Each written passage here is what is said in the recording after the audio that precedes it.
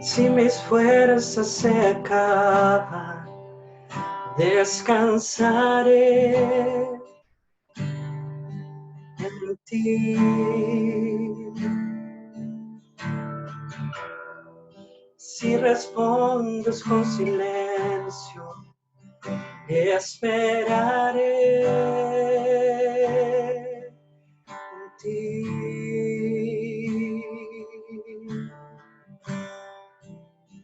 Príncipe de paz, tu palabra me dice que no me dejará. Mi confianza está puesta en ti, puesta en ti. Mi plenitud. Si me falta todo, en ti lo tengo todo. Te tengo a ti. Tu presencia es todo. Eres mi tesoro. Mi plenitud. Si me falta todo, en ti lo tengo todo. Te tengo a ti. Tu presencia es todo. Eres mi tesoro.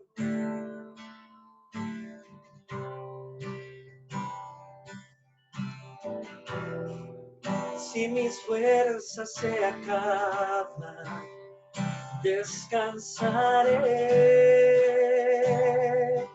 en ti. Si respondes con silencio, esperaré en ti.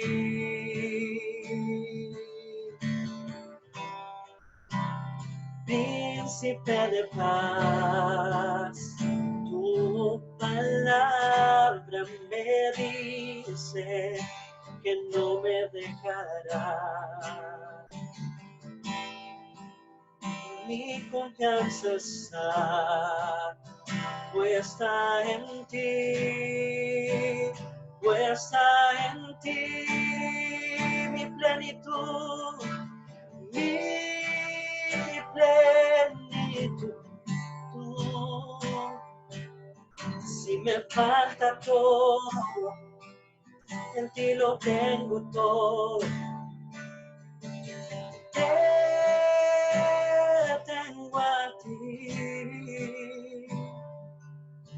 Tu presencia es todo. Eres mi tesoro.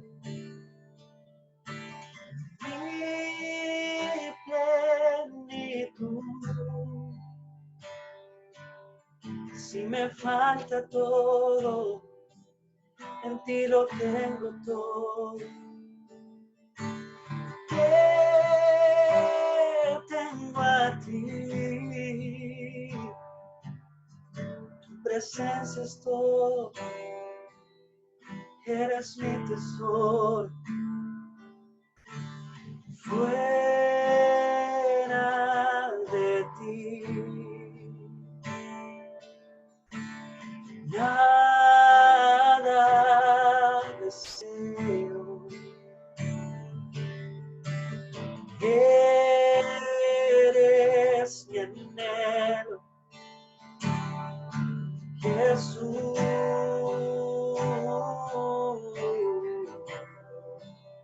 Fuera de ti, fuera de ti, nada deseo. Eres quien es, Jesús. Mi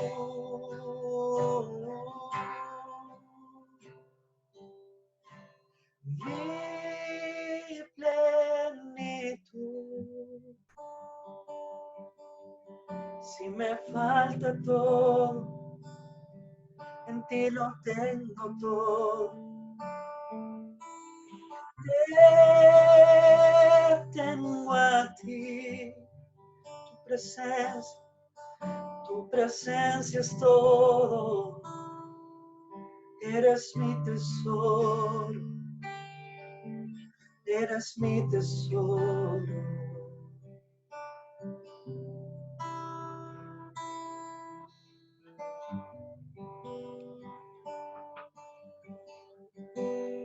Buenas noches a todos, ahí que ya nos estamos juntando para este libro de hoy día, para la clase de Habacuc. Y para comenzar vamos a orar. Ahí tenemos nuestro amigo Frank Figueroa, no, broma. Frank López nos va a ayudar hoy día con la alabanza. Y vamos a orar, que el Señor prepare nuestros corazones y nos hable en este libro de Habacuc.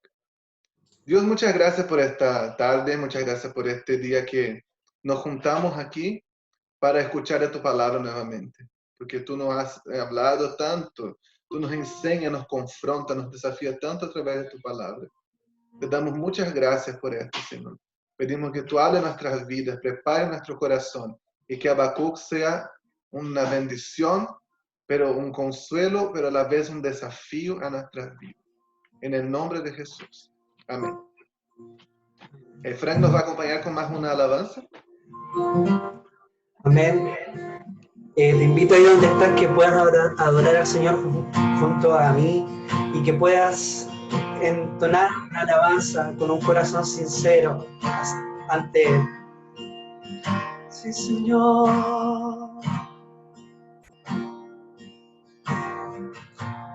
Todo está preparado aquí. La casa y mi corazón también. Eres el único motivo que me hizo llegar. Los hijos ya están llegando aquí. Ahora somos 2 o 3 o más.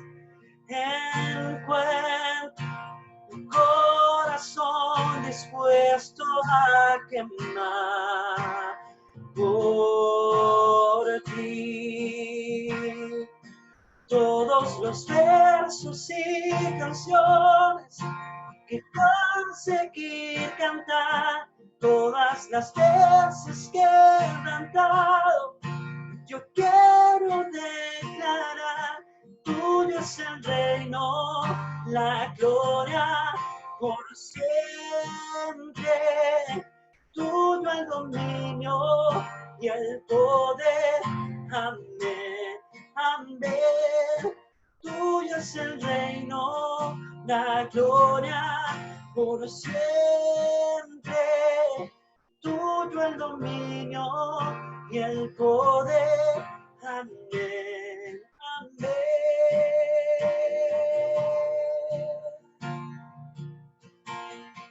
Tú eres santo, tú eres santo.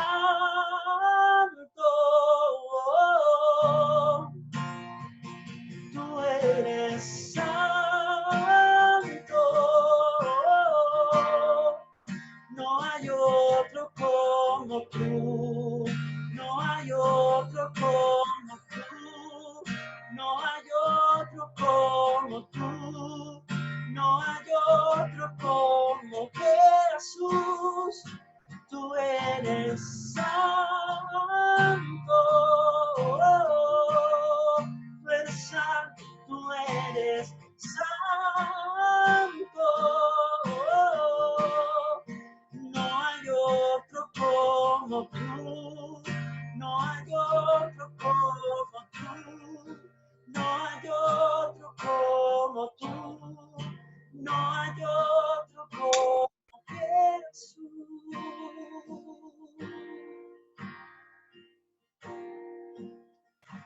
y una cosa pediré.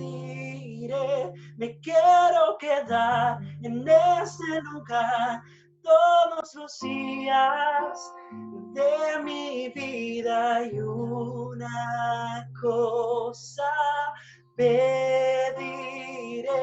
Me quiero quedar en este lugar todos los días de mi vida, y una cosa pediré. Me quiero quedar en este lugar todos los días de mi vida. Tú eres santo, tú eres santo.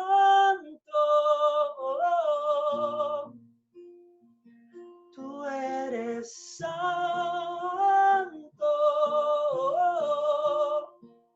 No hay otro como tú. No hay otro como tú. No hay otro como tú. No hay otro como Jesús. Muchas gracias, Frank, por acompañarnos. Gracias por esta alabanza. Nos habla mucho sobre el carácter de Dios. Su soberanía, no hay nadie como Él. Y ese es un tema también de nuestro libro de hoy día, que es Habacuc. Un libro muy conocido, se habla mucho sobre Habacuc. Hay algunos versículos muy famosos de Habacuc, ¿no? Como el justo vivirá por su fe, que es repetido también en Romanos.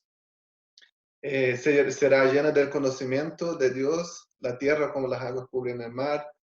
Él hace mis pies como los de la corza en los lugares altos, aunque la higuera no florezca ni haya fruto en la vida. Hay muchos versículos conocidos. Pero yo creo que ustedes se habrán dado cuenta que muy diferente es estudiar un libro en su contexto, ¿cierto? Estudiar el libro en su contexto hace una gran diferencia. Nosotros tenemos revelaciones, vemos cosas que no vimos antes. Y hay algunos versículos que quizás toda nuestra vida pensábamos que significaba algo y nos damos cuenta que estamos rotundamente equivocados. Significaba otra cosa totalmente diferente. No sé si te ha pasado, quizás va a suceder aún. Y espero que el Señor les hable mucho a través de Habacuc, que se den cuenta qué es lo que significaba algunos versículos en su contexto y qué es lo que el Señor tiene para enseñarnos. Me gustaría comenzar el libro de Habacuc hablando un poco sobre una historia, una situación que me pasó hace algún tiempo. Y yo les quería mostrar esta foto.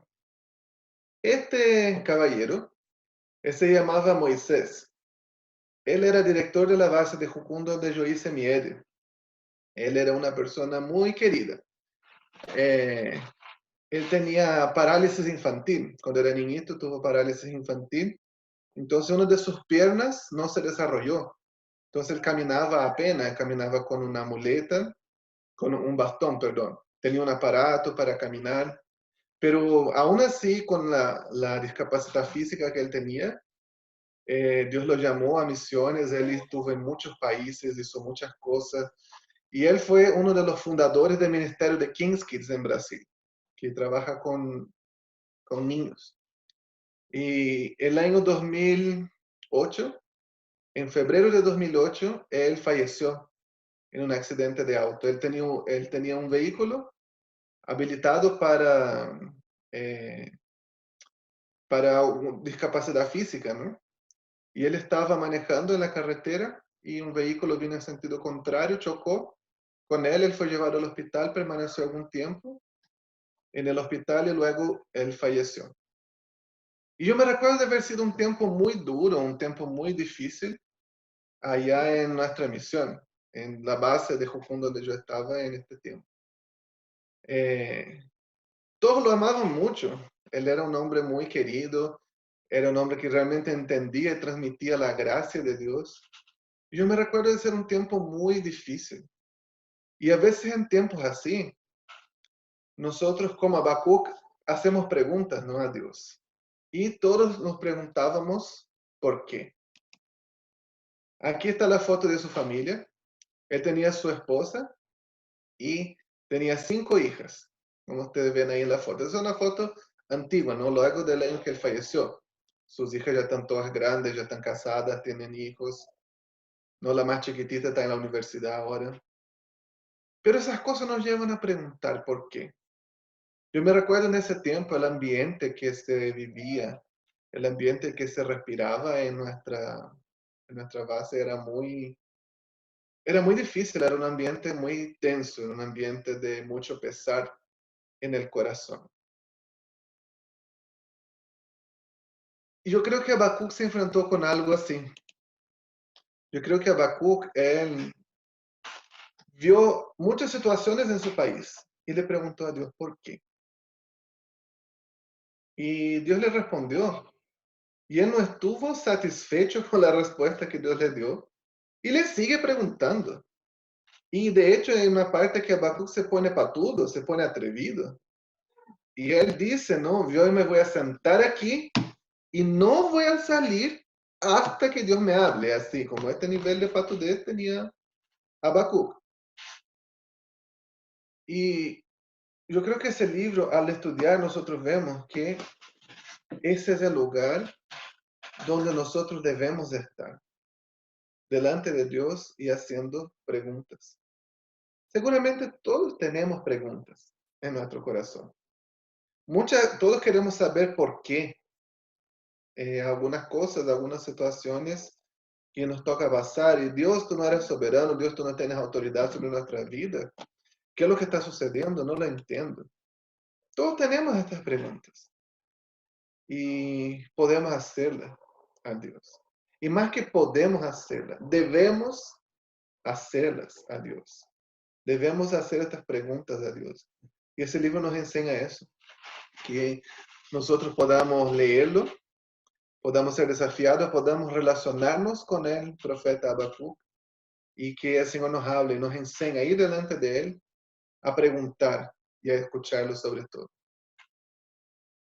Bueno, ya oramos para comenzar. Hablamos un poquito más sobre el libro, sobre qué podemos aprender. Siempre comenzamos, ¿no?, con la oración y viendo un poco sobre el contexto histórico del libro.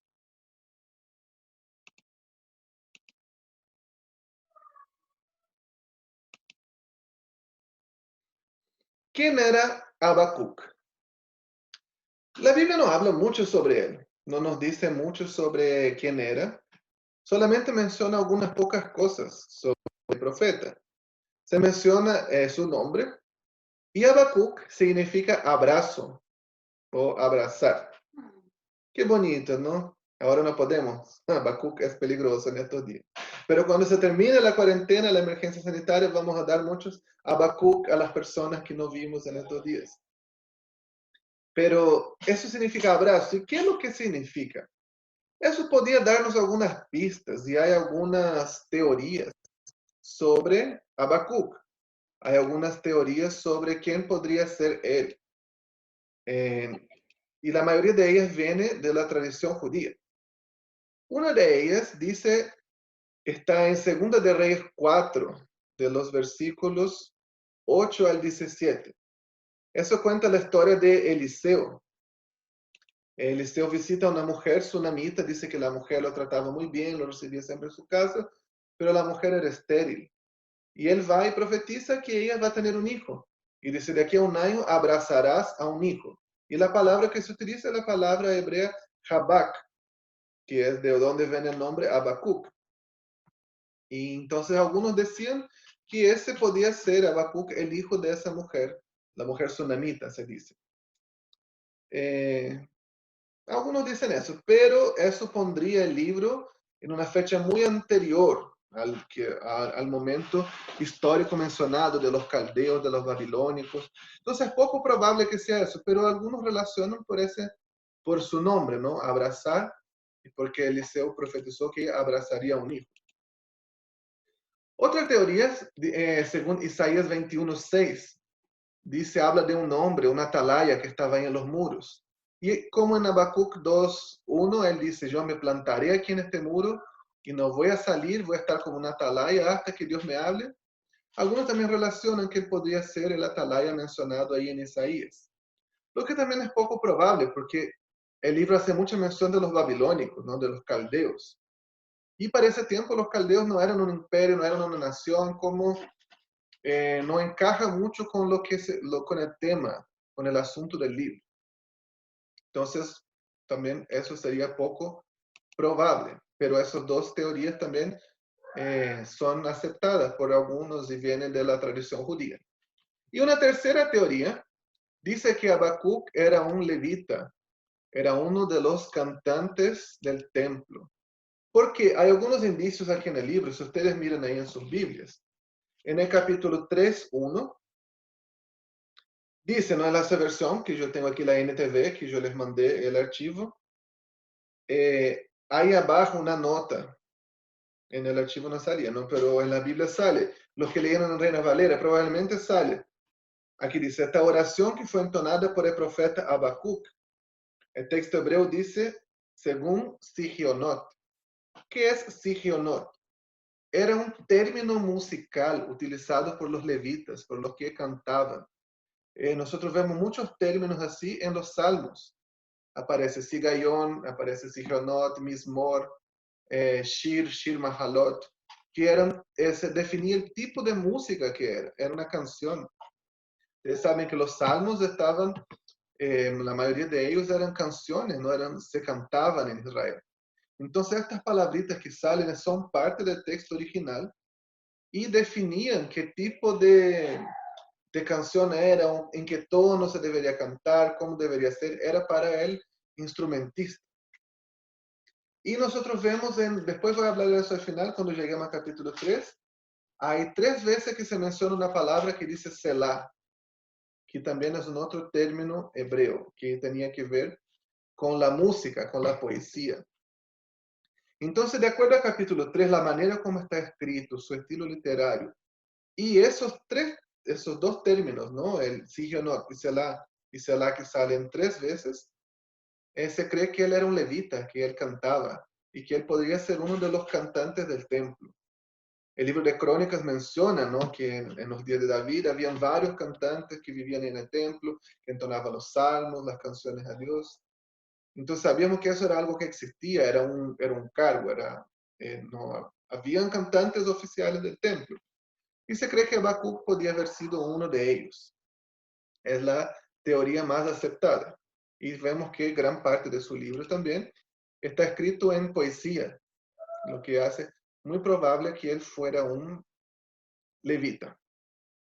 Por eso yo puse aquí esta imagen que yo les compartí del templo. No se cree que él era uno de los cantantes del templo.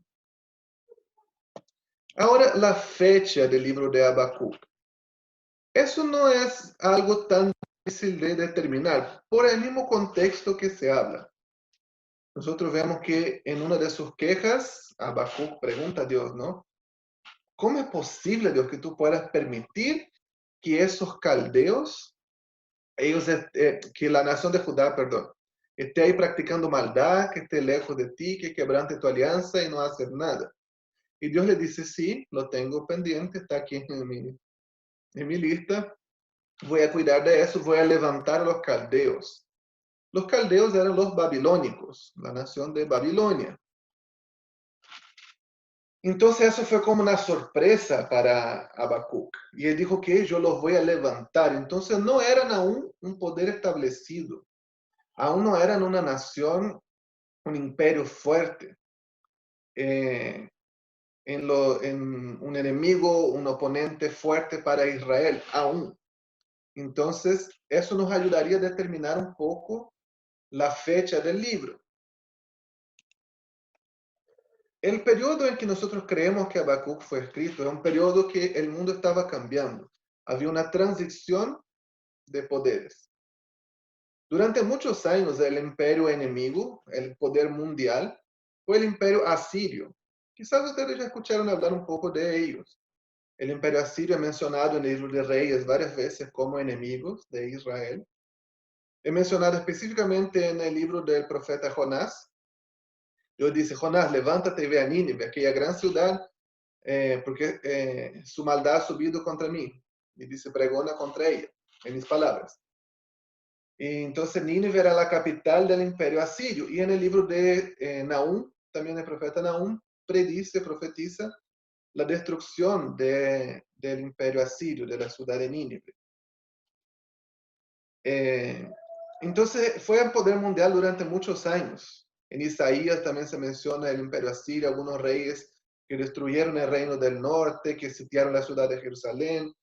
La ciudad casi fue destruida y el rey Ezequías se humilló delante de Dios y Dios lo salvó de manera milagrosa. Entonces fue un poder mundial durante muchos años. Pensemos, no tenga ahí en su mente, durante los días de David y Salomón, Israel llegó a ser la nación más poderosa de la tierra, el poder mundial. Después de la muerte de Salomón, el reino comenzó a entrar en decadencia y se levantaron otros. Y durante muchos años, durante 2 siglos aproximadamente, el imperio asirio fue el poder mundial. Vamos a ver aquí un mapa del imperio asirio.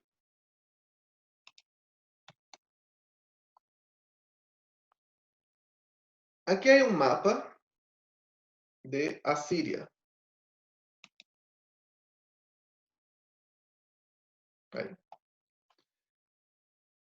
Aquí donde yo tengo el mouse, ustedes ven, esa ciudad Assur fue su primera capital. De ahí sale el nombre del imperio asirio. Y Assur era el nombre de su ciudad principal. Ustedes ven aquí más abajo que Babilonia era parte del imperio asirio. Era una de sus provincias. Y aquí arriba tenemos la ciudad de Nínive, ¿no? Uno de los reyes asirios edificó y construyó esta ciudad como una gran capital, como una ciudad gloriosa, majestuosa. Y los asirios eran conocidos por su crueldad. No quiero entrar en muchos detalles sobre ellos, pero eran muy malos. Sus políticas de guerra incluían la mutilación, perforar los ojos de sus soldados y dejarlos en campo abierto. Ellos mataban a los niños, a las mujeres embarazadas.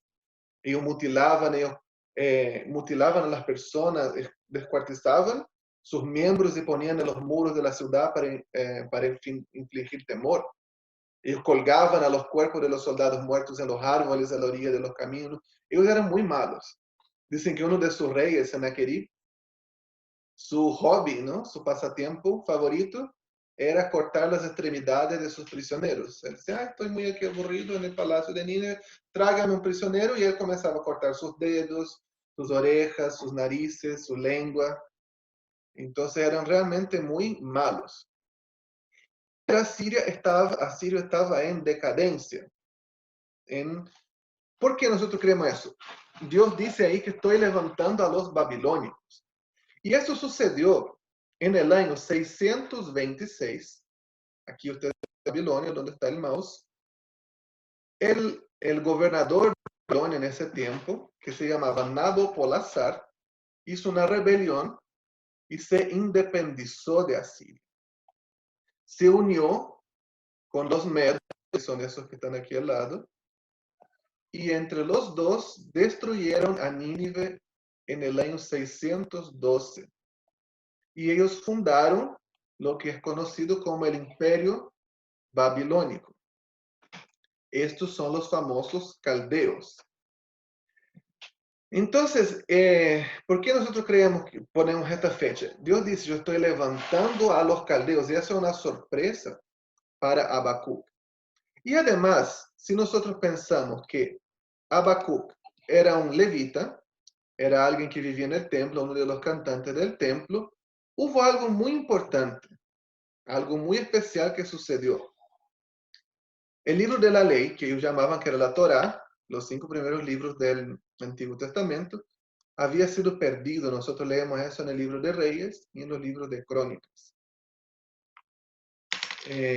Son bastantes fechas, pero más importante que las fechas que ustedes entiendan qué es lo que había sucedido. Hubo un rey que se llamó Manasés. Y Manasés fue malo. Según la tradición, dicen que Manasés mandó matar a Isaías, el profeta. lo puso adentro de un tronco y lo aserruchó al medio. Él se decía el cazador de los profetas. Y Manasés fue tan malo, que en sus días se perdió el libro de la ley, la Torá, el pacto que Dios había hecho con ellos. ¿Puede imaginar eso? La base de la nación, el código de leyes de la nación, se perdió, lo que determinaba su estilo de vida, todo se perdió. Y estuvo perdido durante muchos años. Y durante el reinado del rey Josías, fue un rey muy bueno, se encontró una copia del libro de la ley, ahí escondida en el templo, y eso provocó un avivamiento, una serie de reformas en la nación. Entonces imagínense a Habacuc siendo un levita, él vivía en el templo, se encontró el libro de la ley, eso provocó un avivamiento, él comenzó a buscar al Señor, él leyó el libro de la ley, el rey comenzó a impulsar eso a las personas, pero no todas las personas de una se unieron, ¿no? O entraron en estas reformas, en estos avivamientos. Entonces este libro de la ley fue encontrado en el año 622. Todas las fechas que yo le estoy dando hoy día son fechas antes de Cristo. 622, Babilonia ya estaba independiente de Asiria. Se encontró el libro de la ley. Habacuc comienza a buscar a Dios, comienza a conectarse más con Dios, pero al mismo tiempo él mira a su alrededor y ve a la gente de Judá practicando maldad, aún cometiendo idolatría. Y ve a la gente, sus conterráneos, no adorando a Dios, cometiendo injusticia, robando, mintiendo, con inmoralidad sexual. Y eso le produce un enojo a Habacuc y él va delante de Dios. Dios, tú nos diste de vuelta la ley. El rey está promoviendo un avivamiento. ¿Cómo es posible que la gente esté haciendo así? ¿Acaso no ves, Dios, que están quebrantando tu pacto? ¿Lo vas a permitir? Entonces parece ser el momento ideal, ¿no? El poder de Asiria, el imperio, va disminuyendo.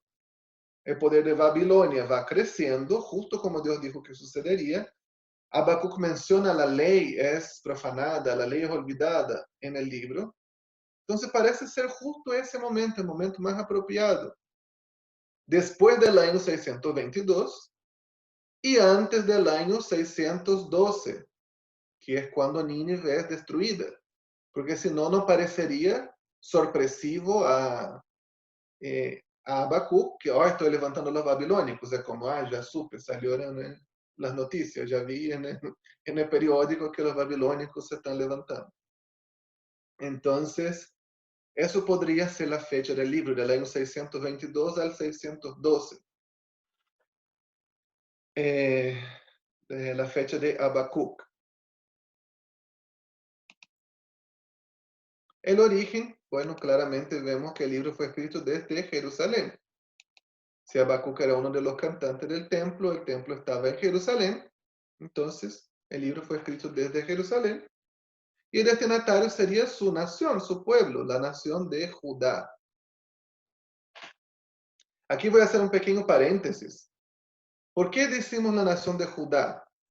Nosotros muchas veces no sabemos eso, no sé, no hablamos mucho de eso a veces en la iglesia, en los estudios bíblicos. Después de la muerte de Salomón, su hijo Roboam tomó algunas decisiones equivocadas, hizo algunas cosas y la nación se dividió en dos. No, muchas veces nosotros no tenemos esta información, el reino de Israel, el reino de Judá, ¿qué es eso? El reino de Israel era la parte norte del antiguo reino de Saúl, David y Salomón, y ese reino se llamaba Israel. Y la parte sur se llamaba Judá. Entonces, Habacuc escribió a la nación de Judá, porque él estaba en Jerusalén, en la parte sur, la parte norte, su capital era Samaria. Y justamente el reino del norte había sido destruido 100 años antes de Habacuc por Asiria, por el imperio asirio.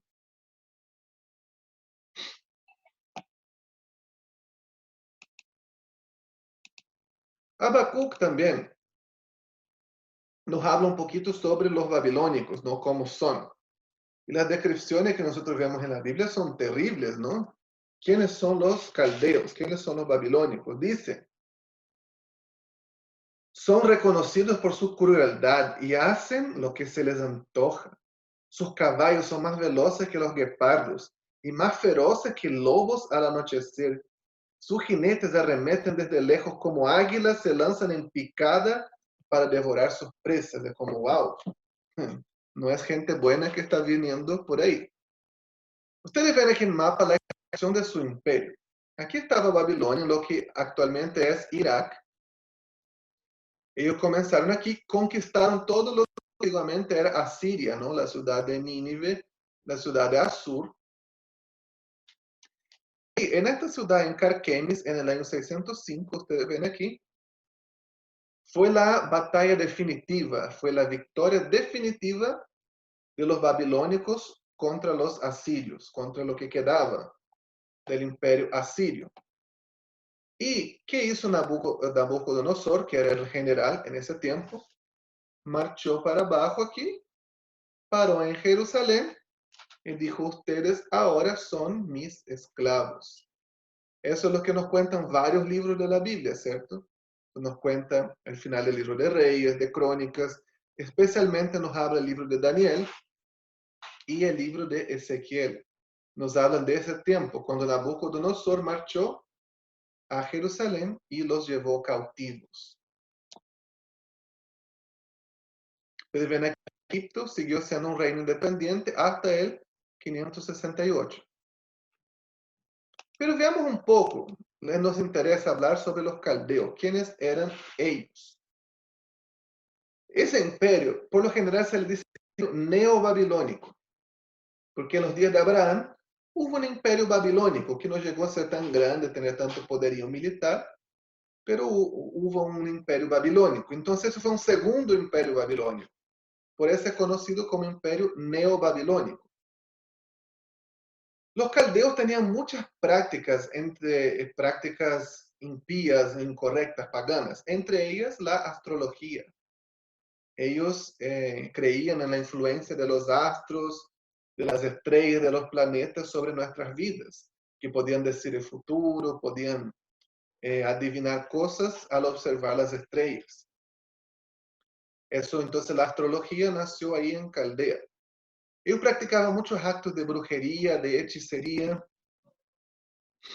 y a base de mucha violencia conquistaron el Medio Oriente antiguo.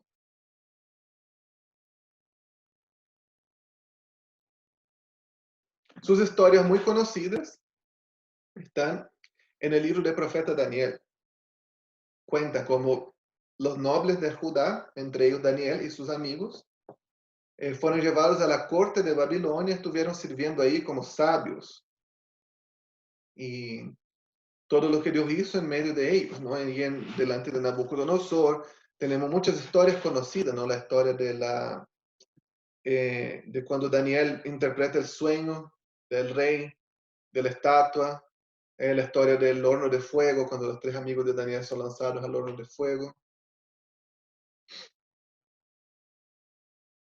Hay otras historias de Daniel que no son delante de los reyes babilónicos, sino delante de los reyes persas, como Daniel en el foso de los leones, ahí ya era un rey medo,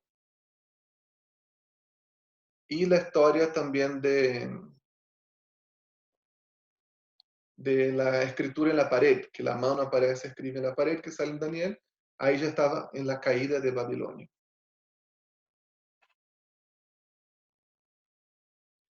Los caldeos dominaron todo el mundo antiguo, el Medio Oriente, pero no duró mucho su imperio, ¿no? Nabopolassar comenzó en el 626 y en el 539 ellos fueron destruidos por los persas.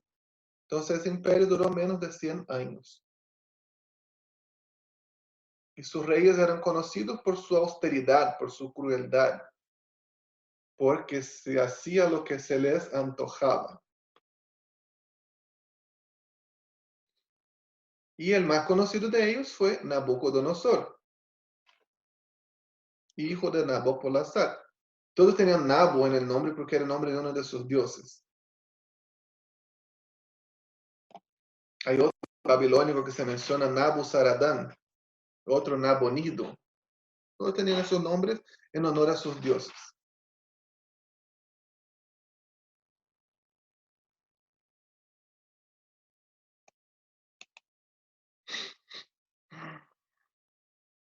Bueno, ya hablamos sobre el contexto histórico de Habacuc, ¿cierto? Sobre el autor, destinatario, origen, fecha. ¿Cuál es el estilo literario de este libro? Nosotros cambiamos, ¿no? Estuvimos ahí 3 libros, 2 semanas viendo las epístolas. El escrito era una carta, ¿no? Tenía un argumento, tenía un propósito. Ahora nosotros tenemos un estilo literario totalmente diferente, encaja dentro de la poesía. Si ustedes se recuerdan los videos que vimos primero, en los videos salía, no, cuando hablaba sobre el estilo poético, hablaba sobre la poesía hebraica, hablaba sobre la literatura de sabiduría y hablaba también sobre la profecía. Habacuc combina muy bien los dos estilos, el estilo profético y el estilo poético, porque él incluye profecías en su escrito, pero él era uno de los cantantes del templo, entonces él estaba muy acostumbrado a los salmos, a la poesía hebraica. Entonces él combina los dos estilos, el estilo poético y estilo profético.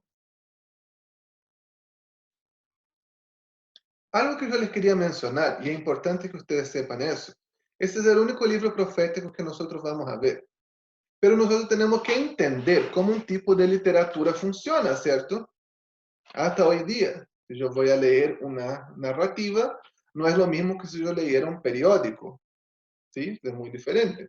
Ambos son literaturas, pero son diferentes. Entonces, eso también sucede con la Biblia. Son estilos literarios diferentes. Y es lo que yo necesito entender sobre la profecía. El propósito principal de la profecía es amonestar a la audiencia original. Nosotros solemos pensar que la profecía es anunciar el futuro. Especialmente aquí en Chile, no siempre sucede. Cuando hay un terremoto, después que sucede el terremoto, aparece un profeta diciendo que lo había dicho. Y bueno, nunca aparecen antes, ¿no? Para avisar, no sé, para huir, para salir del tsunami, para guardar las cosas. Siempre tienen que aparecer después. ¿Cómo es esa mujer que está en Chimbarongo? Ahí cerca de la Rocío. Que anuncian las cosas, pero solo anuncian después.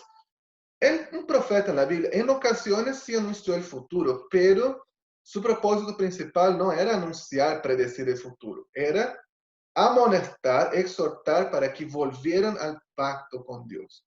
Vemos muchas menciones de los profetas de la Torá, del Pentateuco, de los 5 primeros libros de la Biblia. Siempre están amonestando al pacto. Y sí, muchas veces predicen el futuro diciendo que van a suceder ciertas ocasiones, ciertas circunstancias que van a hacer que ellos vuelvan a Dios. Ahí incluyen algunas promesas de restauración o a veces no, anuncios de juicio, pero su propósito principal no era anunciar el futuro, era exhortar a que volvieran al pacto. Y dentro de sus exhortaciones hay algunas predicciones, lo que nosotros llamamos oráculos. También otra palabra que suena medio bruja, ¿no? Pero ¿qué es un oráculo? Es un texto literario que contiene esas características de la profecía, de predecir el futuro, alguna circunstancia, algún elemento. Y por lo general, las profecías del Antiguo Testamento no están anunciando la segunda venida de Jesús. O sea, cuando nosotros leamos aquí, no espere que lo que está diciendo tiene que ver con el rapto, con alguna cosa así. Hay algunas sí que anuncian la segunda venida de Jesús, pero en su mayoría ellos anunciaban un juicio que sucedería en la misma época del profeta, para la gente que lo estaba escuchando, como es el caso de Habacuc. Dios está anunciando ahí, hay un oráculo profético que los babilónicos van a venir, van a castigar la ciudad de Jerusalén. Y eso sucedió menos de 10 años después de la profecía de Habacuc, 15 años, ¿no? Durante el periodo de vida de él. Y él anuncia también que después los babilónicos van a ser castigados por su crueldad que hicieron no solamente con Judá, sino con todas las naciones. Y eso también sucedió unos 80 años después de Habacuc. Quizás no durante su periodo de vida, pero hay un cumplimiento inmediato, por así decir, ¿no? Un cumplimiento luego después de que la profecía fue anunciada. entienda eso cuando lea. No es algo que está hablando para nosotros, es algo que se está anunciando para esta gente. Lo mismo, nosotros, ¿cómo vamos a traer eso a nuestra vida? Por eso estamos ejercitándonos desde el comienzo. Yo voy a leer, mirar el texto en su contexto original, voy a extraer las verdades atemporales y esas verdades yo sí las voy a aplicar a mi vida. Esa es la manera correcta de entender y interpretar la Biblia. Sobre todo los libros proféticos. Hay muchas otras características de la profecía, ¿no? Que no tenemos tiempo aquí de trabajar, pero a grandes rasgos así es como funciona.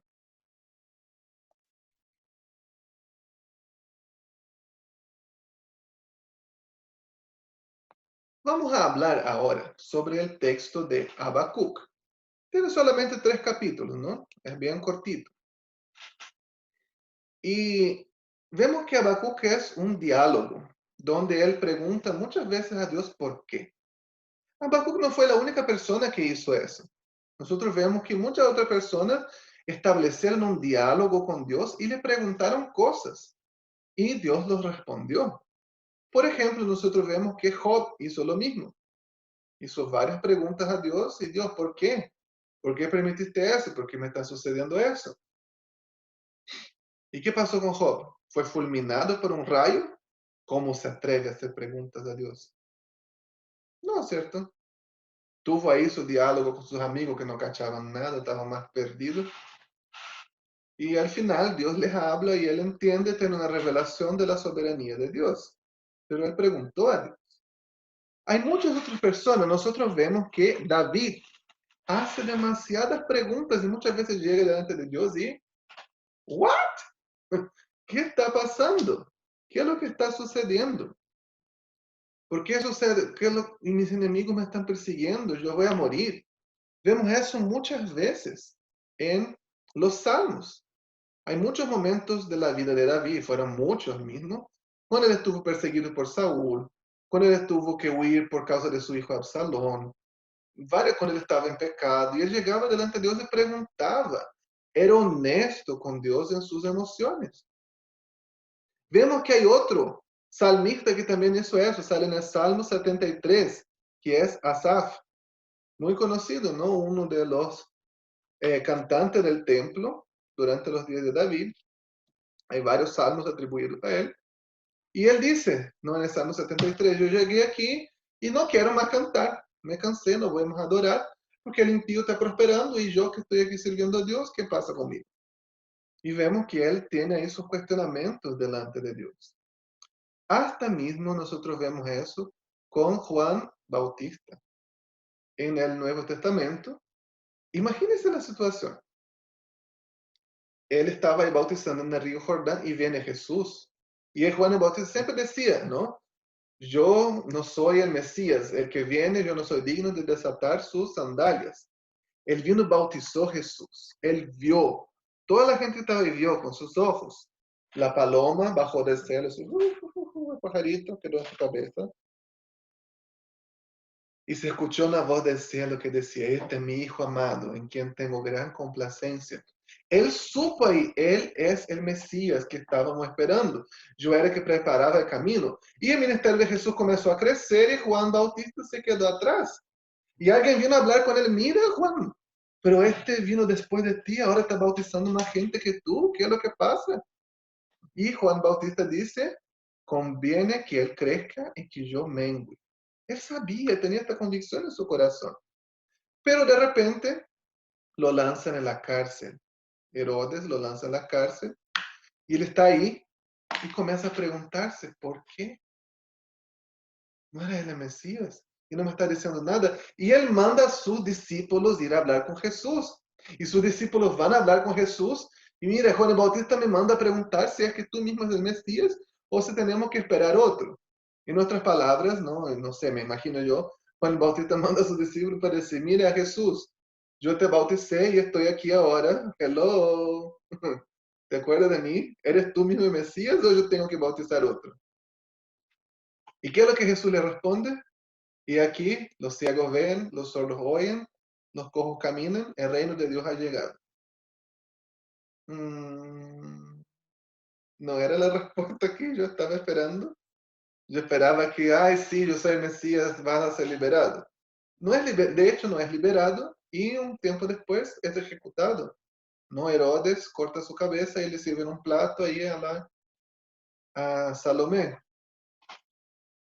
Él preguntó por qué delante de Dios y él vio, él sabía que Jesús era el Mesías, estuvo delante de él.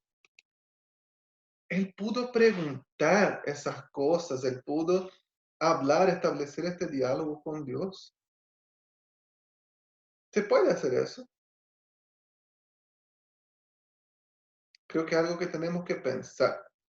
Quiero que pensemos, le voy a hacer una pregunta de clase aquí y después vamos a pedir a los que quieran compartir ahí que levanten su mano para que podamos hablar.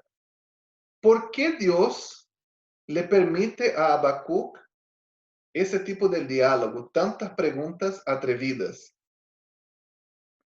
¿Por qué Dios le permite a Habacuc entablar, establecer ese tipo de diálogo con tantos cuestionamientos?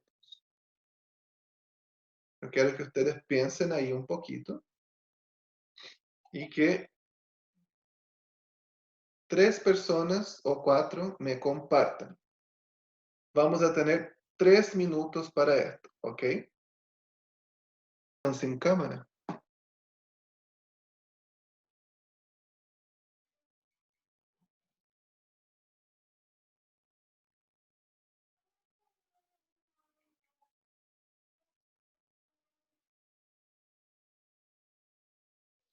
Sí tienen cara de pensamiento.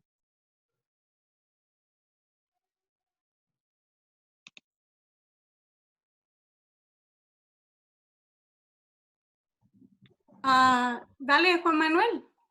Ya, po. Le voy a hacer cortito porque ya vi que el mensaje fue para mí.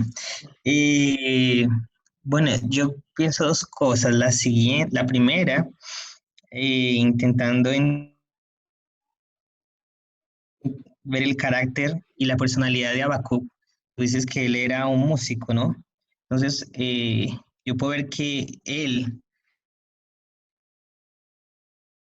tenía una sensibilidad, eh, creo esto, que los artistas tienen una sensibilidad para dejar que las emociones fluyan y todo eso. Entonces yo creo que era una persona que era abierta para esto. Y al mismo tiempo, por este diálogo que yo veo es un diálogo, ¿no? En el libro de Habacuc. Entonces, yo creo que es justamente Dios conociendo quién es Habacuc.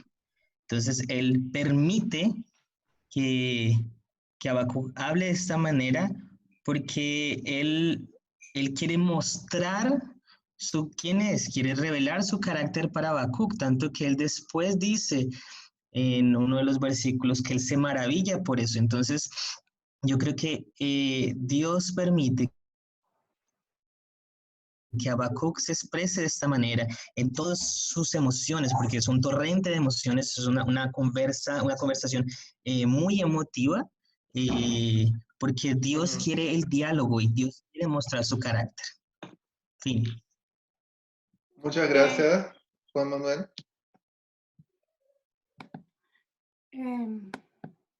¿Hay alguna chica que nos quiera comentar algo? O yo escojo, solo voy a escoger. Ya, ahí está, Claudia Soto. Dale, Claudia. Ya, hola a todos primero. Bueno, yo meditaba personalmente en el capítulo 3. Uno puede ver que Habacuc ya sabe como quién es Dios, ya él está asombrado por lo que él es, por su poder, por su misericordia. Entonces yo siento que Dios permite esa conversación con Habacuc porque a través de la primera pregunta que le dice ¿hasta cuándo debo pedir ayuda al Señor? Me muestra que Habacuc es perseverante en el sentido de que insiste en que el Señor le responda. Y siento que por eso Dios como que accede a tener este diálogo con él. Muchas gracias. Está también Vanessa. Vanessa, sí. No la veo. Vanessa, puedes hablar. Salí de aquí, espérame, ¿dónde estoy? Para. Ya. Yo creo que igual Habacuque demuestra una relación así con Dios, entonces Dios lo permite ese diálogo para que él se expone sus emociones de su manera sincera, con honestidad, y también exponer lo que él sentía, y Dios también revela su carácter, porque y a veces no te ese temor de escuchar lo que Dios quería también contestar de ese diálogo. Entonces yo creo que es una relación que él también tenía con Dios. Muchas gracias, Vanessa. ¿Llamas una persona? Yo le voy a escoger. Voy a pedirle a Alejandra Zambrano. Zamorano. La Ale siempre le pide. Sí, ya, pero está bien. Ya, yo llegué un poquito tarde porque estaba en otra reunión, así que me perdí un poco del contexto histórico. Pero ahora reflexionando, y la lectura que yo estaba realizando fue una pregunta que yo igual me hice cuando estaba leyendo, porque yo sentía que era como súper Barça que Habacuc estuviera quejándose tanto o haciendo tantas preguntas. Como que yo reflexionaba en mí, en que a uno siempre le enseñan que hay que confiar en Dios nomás, en por qué permite permite que pasen ciertas cosas. Y lo veía también por lo que mencionaban antes de la intimidad que tenía con Dios, de una relación cercana para poder, con la confianza suficiente para poder también estar haciendo estas preguntas. También lo veo como que era necesario para que Dios pudiera mostrarse mucho más y pudiera ser mucho más real de lo que Habacuc ya creía que era Dios. Genial, muchas gracias, Ale. Yo creo que todo lo que ustedes hablaron tiene sentido y se complementa. Si nosotros vemos a Habacuc en el capítulo 3, me parece que Claudia fue quien dijo eso, ¿no? Él muestra conocer el carácter de Dios de una manera que quizás ya no la conocía en el capítulo 1. Vemos que él está seguro de la justicia de Dios y en el capítulo 1 no estaba. Entonces, a través de este diálogo, él pudo conocer más sobre el carácter de Dios. El carácter de Dios fue revelado a Habacuc. Justamente en su patudez de llegar y preguntar a Dios y hablar, decir lo que él sentía. Y eso me lleva a preguntar, ¿qué es mejor? Que las emociones no sean expresadas, aunque puedan parecer tener una connotación negativa, o mejor callar y dejarlo ahí viola. Si nosotros pensamos en nuestros relacionamientos interpersonales, nosotros podríamos decir que, yo no sé ustedes, ¿no? Pero yo preferiría que, aunque sea una cosa, no sé, que genere algún tipo de conflicto, alguna cosa, yo preferiría que me hablasen qué es lo que está sucediendo, que se quedasen callados y fingieran que no sucediera nada, ¿no es cierto? Ustedes piensan así también, yo pienso así, ¿no? Yo creo que es mejor. ¿Por qué debería ser diferente nuestro relacionamiento con Dios? Ay, porque, no sé, yo prefiero que mejor no diga nada. Prefiero que mejor quede callado y fingimos que está todo bien. No, porque de Dios, no sé, con Dios no se le discute. A Dios no se le cuestiona porque Él es Dios. ¿Dónde dice eso? Hay un mandamiento en la Biblia, así como, no cuestionarás a Dios. No. Vemos que Él, y ese cuestionamiento de Habacuc le produjo una revelación de su carácter. Eso produce un conocimiento de algo que él no conocía antes. Entonces, bueno, para entrar un poquito en el área de la aplicación, si nosotros pensamos, ¿por qué yo debería tener miedo de hacer preguntas sinceras, preguntas honestas a Dios? ¿Será que Dios se va a asustar? A veces uno piensa así, ¿no? Ay, pero si yo pregunto eso a Dios, Dios me va a mirar y decir, ¡oh! Mira lo que piensa esta chiquilla. ¡Ah! No, no puede ser, estoy escandalizado con sus pensamientos. Él no es omnisciente. Si Él es omnisciente, significa que Él ya sabe todas las cosas, ¿cierto? Él conoce nuestros pensamientos. Él conoce las intenciones y motivaciones de nuestro corazón. Él sabe de todas las cosas. Entonces nosotros deberíamos llegar y relacionarnos con Él con naturalidad. Deberíamos relacionar con Él de manera fluida y no tener miedo de hacer preguntas a Dios. No significa que Él va a responder todas. Si nosotros miramos en el libro de Habacuc, aquí en nuestra Biblia, hay muchas preguntas. Quizás un buen ejercicio que usted puede hacer para observar es, cuenta cuántas preguntas hay en el libro. Habacuc hace varias preguntas, Dios hace preguntas también. ¿Y cuántas respuestas hay?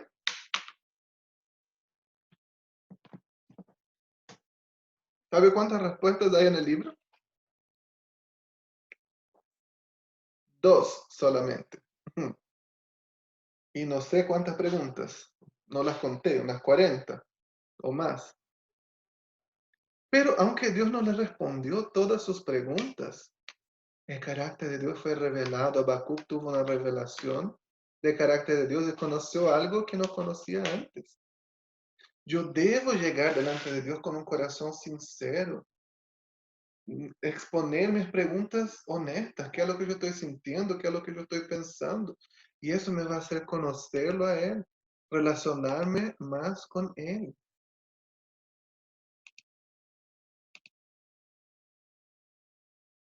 ¿Acaso esta pregunta que Habacuc hace, Dios, ¿por qué el impío prospera?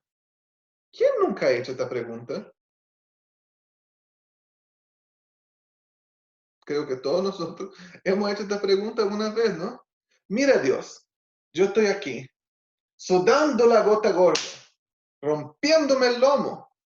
Y ese hermanito que está ahí en el banco no hace nada, va de carrete, fuma unas cositas, tiene sus pololas y le va bien. Y mira cómo está, tiene auto nuevo. Y yo aquí. ¿Quién nunca ha pensado eso? ¿Quién nunca ha vivido ese tipo de situación?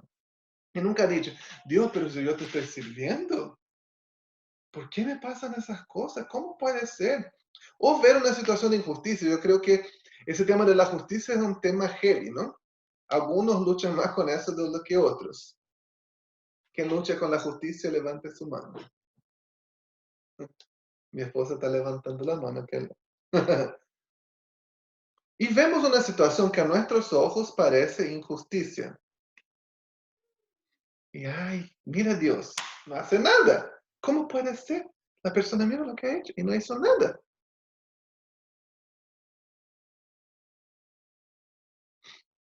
A mí me llama mucho la atención la respuesta que Dios da a Habacuc, ¿no? Habacuc dice, mira, tu ley es quebrantada. La gente ahí se está burlando, están olvidándose de la ley. Dios, ¿qué es lo que va a pasar? ¿No va a hacer nada con esta nación de Judá? Y Dios le responde, ¿no? Sí, Habacuc, yo he visto la injusticia y yo me voy a encargar de eso. Yo voy a levantar a los caldeos y ellos van a venir a castigar a Judá. Yo me imagino a Habacuc y dice, no, pero espera, no era para tanto, Dios, no te vaya el chancho. Como diría la Cele, levantó la mano aquí, ¿no? De la justicia. Diría un argentino a Dios, tampoco la pavada. No era eso lo que yo quería decir. Tampoco tanto, los caldeos no, ellos son muy malos. Y Dios le responde diciendo, yo he visto y yo me estoy encargando. Y es interesante, mire cómo Dios le responde. Observe las naciones, mírenlas y asómbrense, pues estoy haciendo algo en sus propios días, algo que no creerían aún si alguien les dijera. Él está haciendo algo, Él se está encargando de la injusticia. Pero ¿qué pasa? Que cuando la injusticia con otra persona, Cuando se trata de otra persona, Dios ejerce tu justicia. Ahora cuando es conmigo, Dios, dame tu misericordia. Yo escuché una vez, de hecho fue este caballero que yo les mostré la foto al comienzo, el Moisés, que era el director de la base donde yo entré a Jucum, donde yo hice mi escuela de discipulado. Él decía, en una clase él me dijo, el mejor ejemplo de la misericordia de Dios, lo más cercano que podemos ejemplificar la misericordia de Dios es la que tenemos con uno mismo. La misericordia que yo tengo con mi prójimo no es nada, ni cerca de la misericordia de Dios. Pero la que yo tengo conmigo misma, esa es más grande, ¿no? Es lo que se acerca, no es igual, pero es lo que se acerca más a la misericordia de Dios, es la que yo tengo conmigo mismo.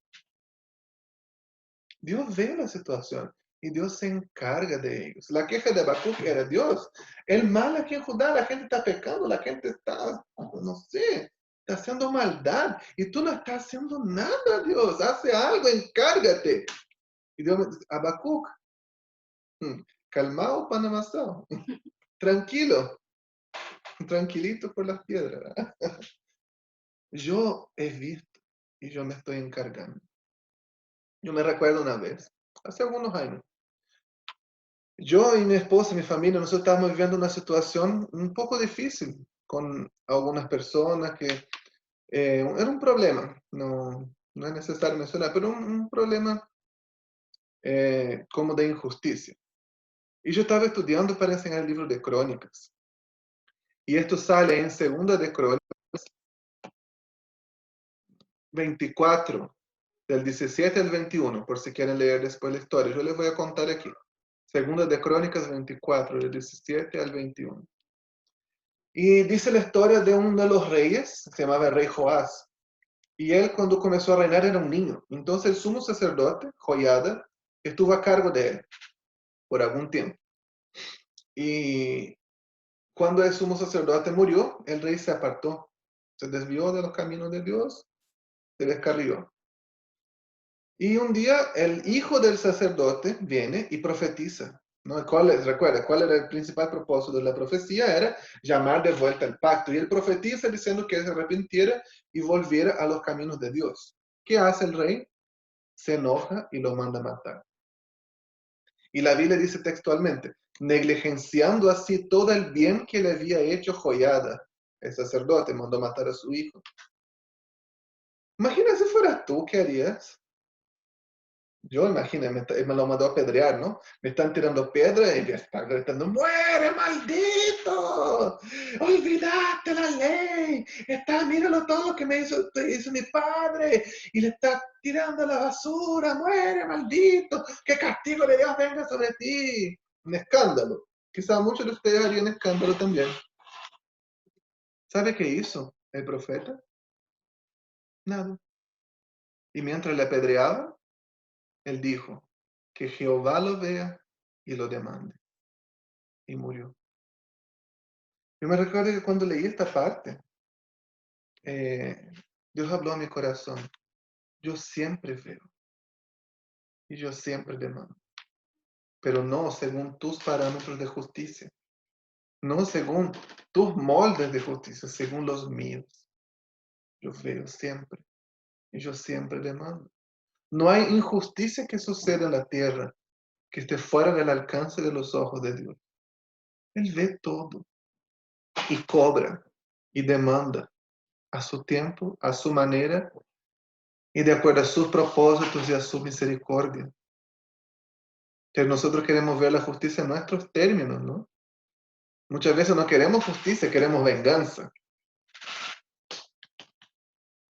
Pero nuestro Dios es un Dios misericordioso y somos llamados a ser misericordiosos como Él es. Dios le responde, yo estoy viendo y voy a cobrar en mis términos, según mis maneras. Y él dice, yo voy a usar a los caldeos para castigar a Judá. Y los describe, ¿no? Como leones feroces, impiadosos, como caballos que pisotean a sus enemigos. Después los versículos 10 y 11, mira lo que él dice. Ellos se burlan de reyes, menosprecian sus fortalezas, contra las murallas, hacen rampas contra las murallas y las toman, arrasan como el viento y desaparecen, son culpables, hicieron de su propia fuerza un Dios. Y se viene la pregunta, ¿cómo Dios puede utilizar a una persona injusta para ejecutar su juicio? Y Habacuc justamente eso, pero Dios, ¿qué onda? Y le dice, ¿vas a utilizar una persona más injusta para castigar al injusto? ¿Cómo eso? Y él le dice, ¿no? Ellos creerán que su fuerza es un Dios, creerán que se lo pudieran hacer por las suyas, porque ellos son buenos, porque tienen capacidades, ellos van a querer hacer las cosas por sí mismos, van a creer que por su propia fortaleza vencieron, que su fuerza es un Dios. ¿Cómo va a hacer eso, Dios? ¿Va a castigar a alguien o el impío con alguien que es más impío que él, que es peor todavía? No era eso lo que te quería decir. ¿Dios puede usar al impío para sus propósitos?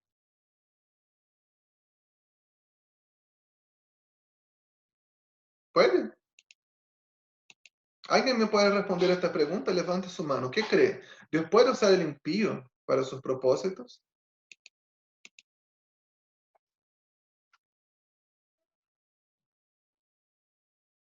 ¿Están asustados? ¿Nadie quiere hablar? Juan nos da oportunidad para otras personas.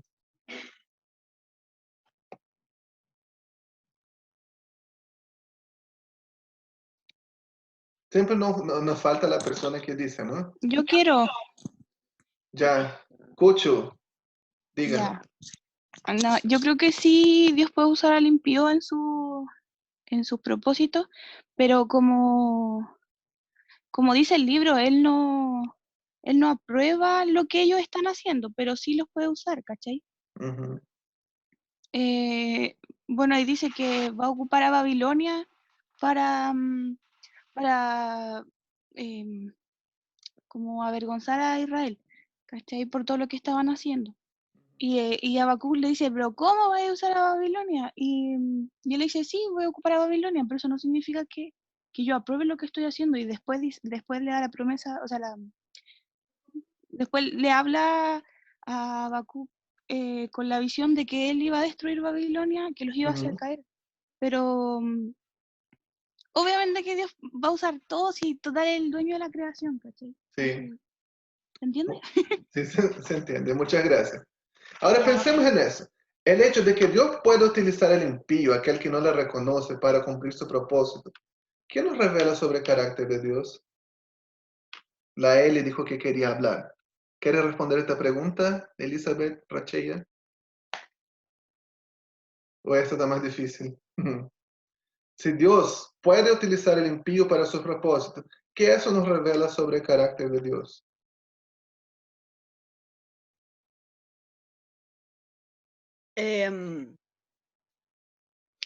Yo creo que Él muchas veces incluso puede usar a los impíos para bendecirnos a nosotros. Ujú. Son canales de bendición para que nosotros seamos bendecidos. Y eso no tiene nada que ver con que ellos sean creyentes o no, o con que ellos se puedan convertir o no. Tal vez algún día sí, pero Dios los utiliza como canales de bendición para nosotros, Ujú. para sus hijos, para su pueblo. ¿Y cuál era tu otra pregunta? Y la pregunta era, ¿qué eso revela del carácter de Dios? El hecho de que Él usa impíos para su propósito.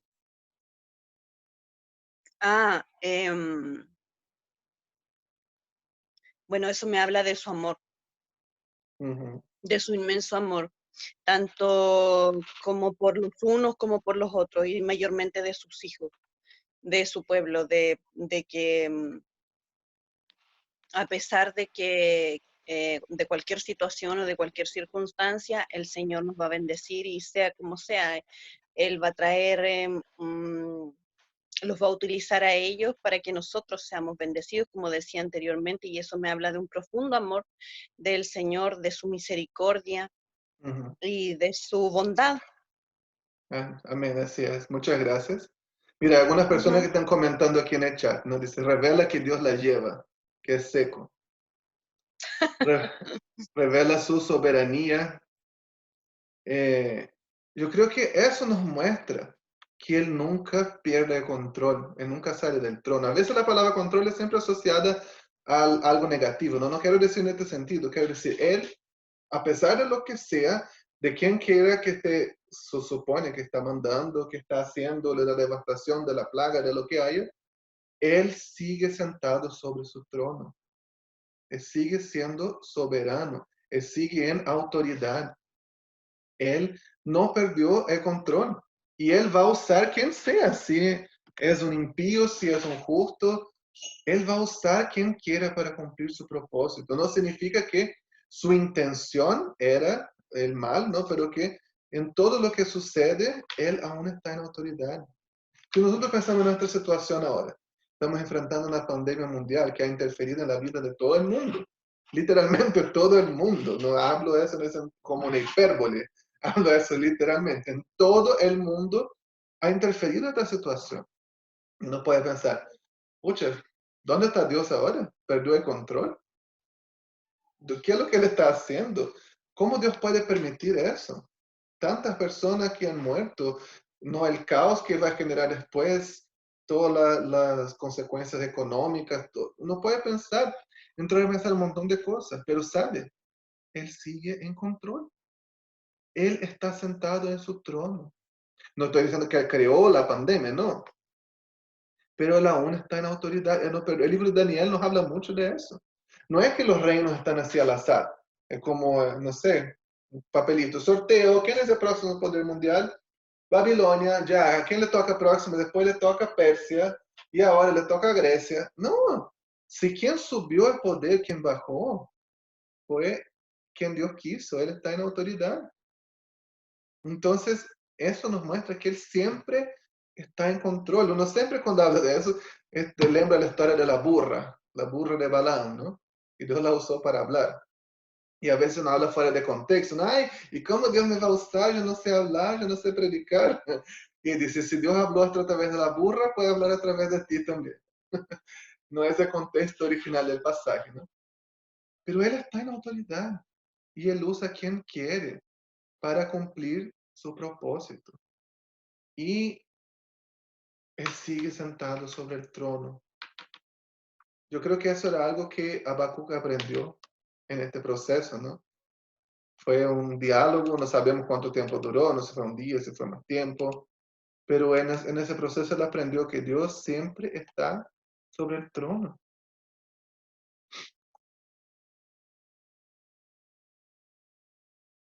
Ahora, Habacuc estaba en posición de cuestionar a Dios. Él podía preguntar, pero estaba en posición de cuestionar a Dios.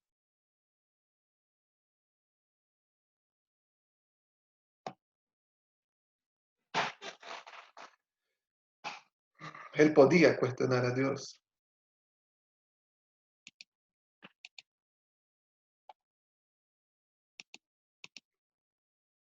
El capítulo 2 comienza y yo encuentro muy interesante, ¿no? Que Habacuc, en otras palabras, dice a Dios, me voy a plantar aquí en este muro hasta que me respondas. Si Habacuc fuera chileno, me dice, voy a salir de aquí hasta que me respondáis. Menos mal no era chileno, imagina, sonaría feo eso en la Biblia. Pero él se sienta con esa actitud, yo voy a esperar hasta que Dios me responda. Pero yo no veo una actitud de arrogancia en Habacuc, porque a veces uno va como de manera arrogante a Dios, ¿no? Con esa, yo tengo autoridad para cuestionar a Dios, yo sé lo que es mejor para mi vida. Yo creo que todo la creación, la historia de la redención tiene que ver con eso, ¿no? Aunque yo no sé lo que es mejor para mí. Siempre que yo pudiera tomar mis propias decisiones, yo voy a escoger el mal. Y por eso yo no voy a escuchar a Dios, no voy a creer lo que Él me está diciendo. Siempre voy a tomar la decisión de escoger el mal. Ese corazón, la inclinación del corazón del hombre. Entonces, yo voy a dejar que Dios escoja por mí, que Él me diga qué es lo que yo tengo que hacer. Mi decisión va a ser escoger lo que Él escoge, va a ser decidir lo que Él me diga que decida. Y yo no veo Habacuc en un sentido de cuestionar a Dios, diciendo yo sé, no.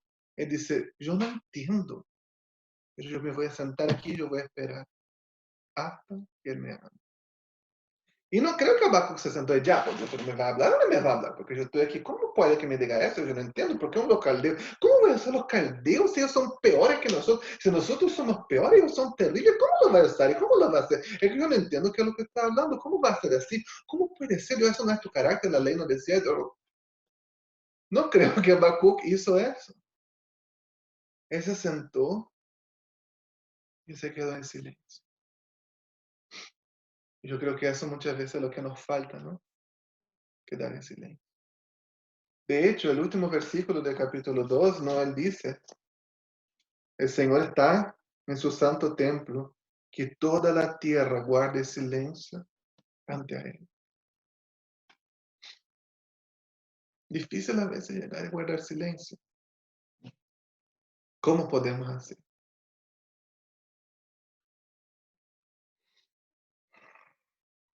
Tenemos tanto que decirnos, tanto que opinar. A veces Él quiere que nosotros guardemos silencio.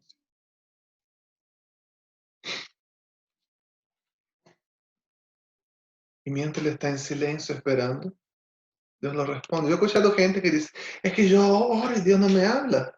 Bueno, te callaste un rato. Viste que a veces hay algunos que son demasiado extrovertidos, ¿no? Y ahí tú sales, cuando tú no eres tan extrovertido y sales con alguien muy extrovertido.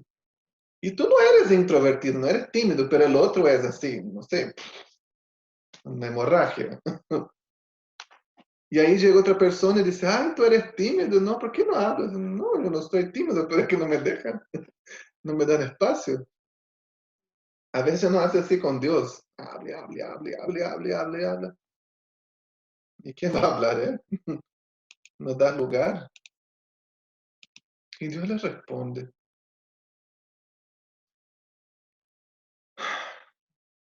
Él dice que aunque el justo parezca prosperar, Él está en su santo lugar viendo todo y no deja nada afuera de su justicia.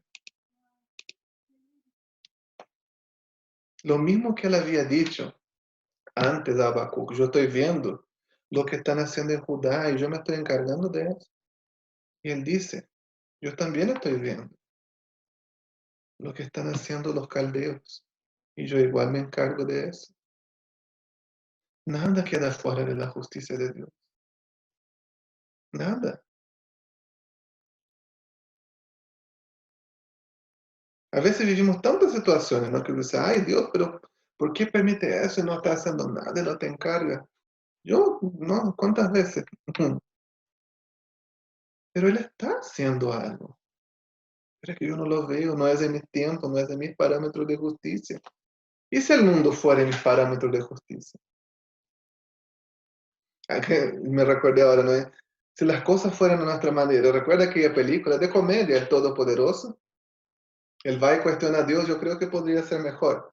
Y Dios le dijo, bueno, toma, te doy todos mis poderes.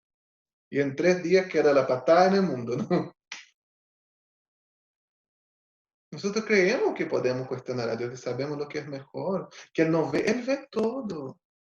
Él sabe nada queda fuera de su justicia, nada. Que nosotros necesitamos es una revelación de la justicia de Dios. Y Él menciona, el capítulo 2 tiene 5 ayes. Ese es un tipo de oráculo, un tipo de profecía que es muy común en el Antiguo Testamento. Comienza con ay de aquel, ¿no? Es una profecía que anuncia la destrucción. Hay muchos ayes.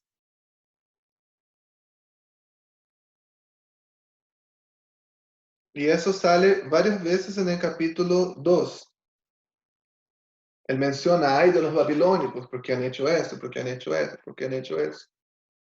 Dios se preocupa con cada detalle. Mire un detalle tan pequeño, pero vemos el carácter de Dios preocupado con las cosas pequeñas, viendo las injusticias, aún por más chicas que parezcan.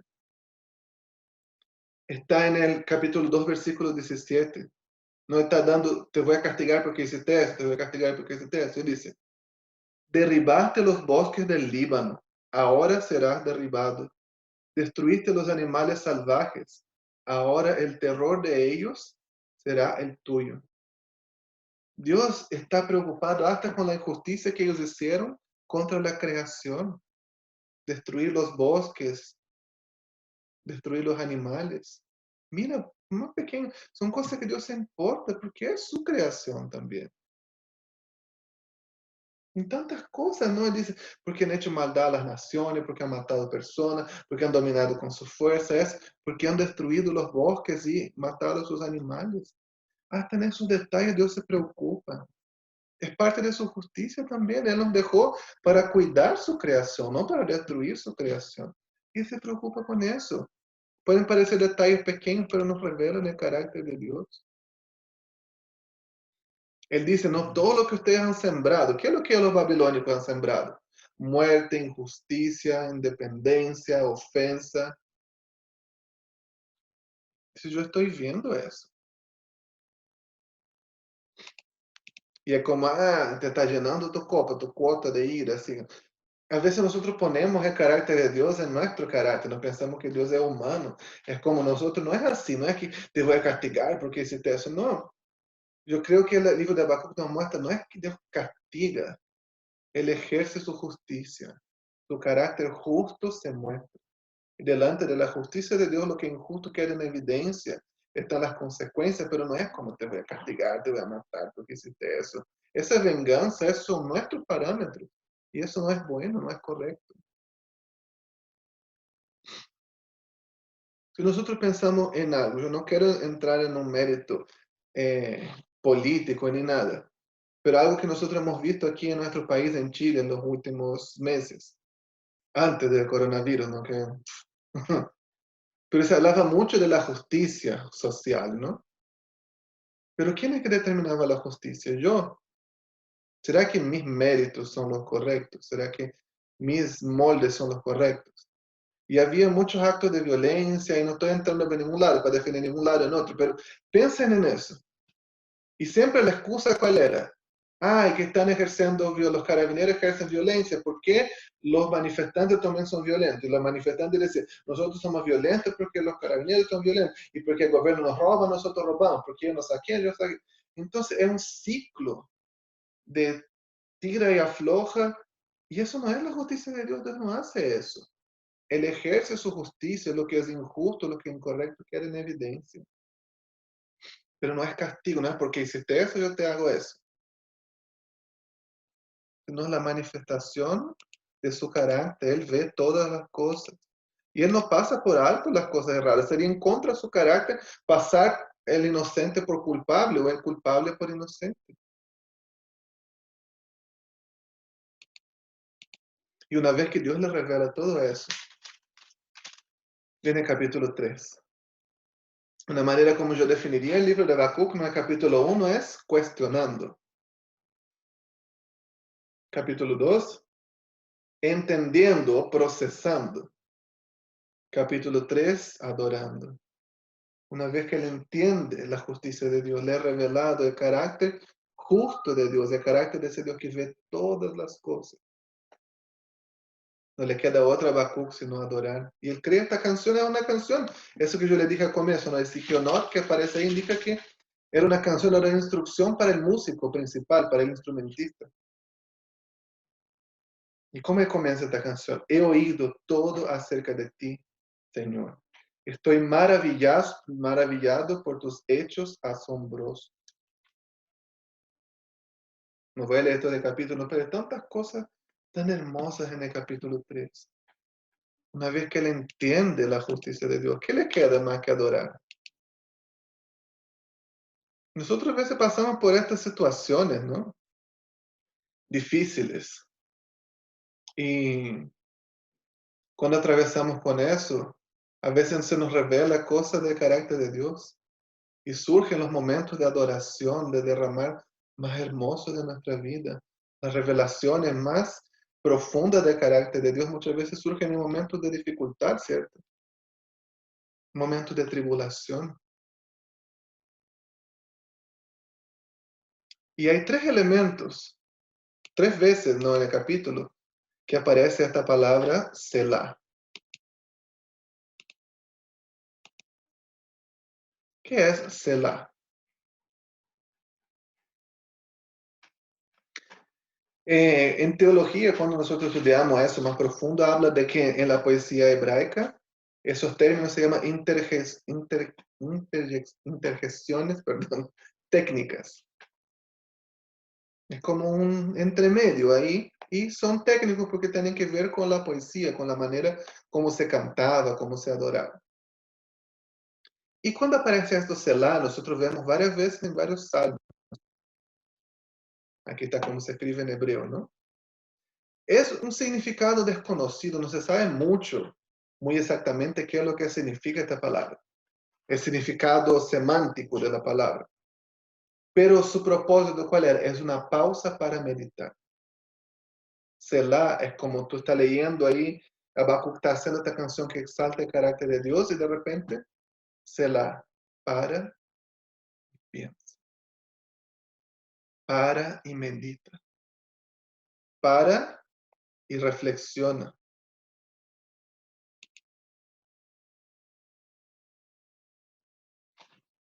A veces se necesita una pausa, ¿cierto? Para meditar. Se necesita un tiempo. Pero muchas veces nosotros no nos tomamos ese tiempo. Y Dios tiene que mandar una pandemia mundial para hacernos parar. Yo creo que eso que nosotros estamos viviendo quizás es un Selah para el mundo entero. Para. Medita sobre tus caminos. Medita sobre tus actitudes, sobre lo que estás haciendo. Piensa en tu vida. Piensa en tus procesos. Medita. Reflexiona. Medita sobre el carácter de Dios. Medita sobre las situaciones que estás viviendo. Medita, piensa.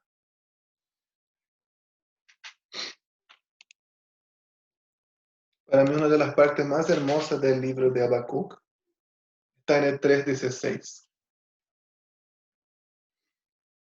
Dice así: al oír esto me estremecí por dentro. Mis labios temblaron de miedo. Se me doblaron las piernas. Caí y temblé de terror. Esperaré en silencio el día venidero, cuando la catástrofe golpee al pueblo invasor. Y ahí viene su parte más conocida, ¿no? Aunque la higuera no florezca y no haya uvas en las vidas. Yo creo que ese momento, cuando Habacuc dice ahí en el 16, ¿no? Estremecí en mi interior, temblé, me caí sobre mis rodillas. Él tuvo una revelación de carácter de Dios que lo desarmó.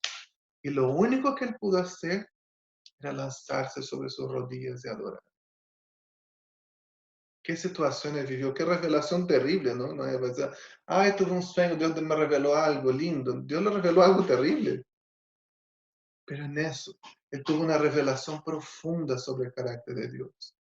Cayó sobre sus rodillas y entonó un canto maravilloso, muy conocido. Y hay muchas alabanzas, ¿no? Que utilizan las palabras del profeta Habacuc. Y hay una palabra clave en el libro. Yo anoté, varias veces aparece. Aunque. Es una palabra de interrelación, ¿no? Aunque. Es una conjunción adversativa. ¿Qué es lo que se esperaría? Si la higuera no florece, me voy a enojar. Si no hay frutos en la vid, me voy a taimar. Si las ovejas se van del corral, voy a pasar hambre. Pero delante de la revelación que tuvo de Dios, él dice, aunque la higuera no florezca, aunque a pesar de que no haya fruto, no haya dinero, no haya oveja, aunque mi país esté devastado, aunque no haya nada, aún así me alegraré en el Señor, me gozaré en el Dios de mi salvación. Repetimos tantas veces esta parte, pero tan ligero, tan liviano, así, ¿no? Como, que la iglesia no florezca. Mira lo que él está diciendo, tuvo una revelación profunda del carácter de Dios. Wow, y él va y dice, eso lo lleva a entender la justicia de Dios. Aunque no haya fruto, no haya provisión, no haya mantenimiento, no haya plata, no haya casa. Aún así, Dios sigue siendo bueno. Aún así, Dios está sentado en su trono soberano. Aún así, Él es justo.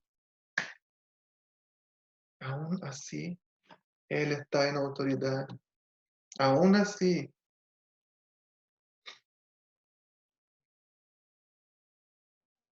Dios quiere dar esa revelación a ti también. Dios te quiere dar esta revelación de su carácter. De que Él está en el trono. Creo que a todos nos ha costado entender. A mí, yo le conté un poco en mi aplicación de Filipenses, me costó entender los primeros días de la pandemia, de la cuarentena. Me puse mal, de verdad, no era lecera. De verdad, me costaba entender, tenía tantas cosas en mi agenda, tantos planes. No, que yo escuché de Dios que me dijo que yo hiciera, que participara, y de repente no sucedió. Aunque no sucedió. Él sigue en su trono. Aunque no cumplí mi sueño, aunque no llegó el dinero completo de mi sueldo, aunque Él sigue en su trono. Y lo que Él dice al final, Él me da pies firmes como al venado. Otra versión dice como el de corza, de gacela, capaz de pisar sobre las alturas. Pies como los de la gacela sobre los lugares altos. ¿Qué significa eso, no? Me da pies como los de la gacela en los lugares altos. ¿A qué se refiere? En las regiones montañosas, a veces hay ese tipo de animales, de caprinos, que pueden escalar lugares altos, ¿no? Pueden subir en alturas. ¿Y qué es lo que uno ve en la altura?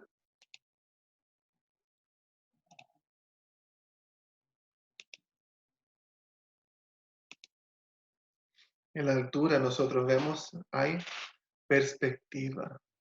Varias veces nosotros vemos esa comparación de la gacela o de la corza con nosotros, en los salmos, dice como la corza anhela por aguas, yo anhelo por ti, oh Dios. Varias veces hay esta comparación, ¿no?